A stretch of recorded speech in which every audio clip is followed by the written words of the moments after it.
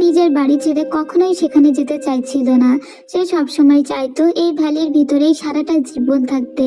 কিন্তু তার বাবা বলে, তোমার ফুপি চেয়েছিল মারা যাওয়ার আগে অন্তত তুমি পড়াশোনা করে বড় হও। ও বলে, আমি বাইরের দুনিয়া দেখতে চাই না, আমি কোনো মার্শাল আর্ট শিখতে চাই না।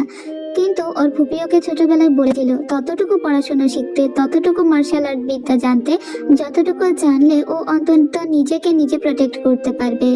যাওয়ার পথে ওদের কাছে একটা লেটার আসে। সেই লেটারে লেখা ছিল চাংফোর্টে নাকি আঘাত হানা হয়েছে এবং সেখানে অনেক বড় একটা ফাইট হচ্ছে। এবার আমাদের চাংফোর্ট দেখানো হয়, যেখানে কিছু অ্যাসাসিন এসে আঘাত করেছিল।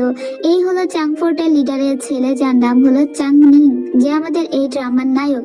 সে একাই ফাইট করছিল ওইসব লোকেদের সঙ্গে। ওই ফাইট করতে গিয়ে সে তার বাবাকে হারিয়ে ফেলে।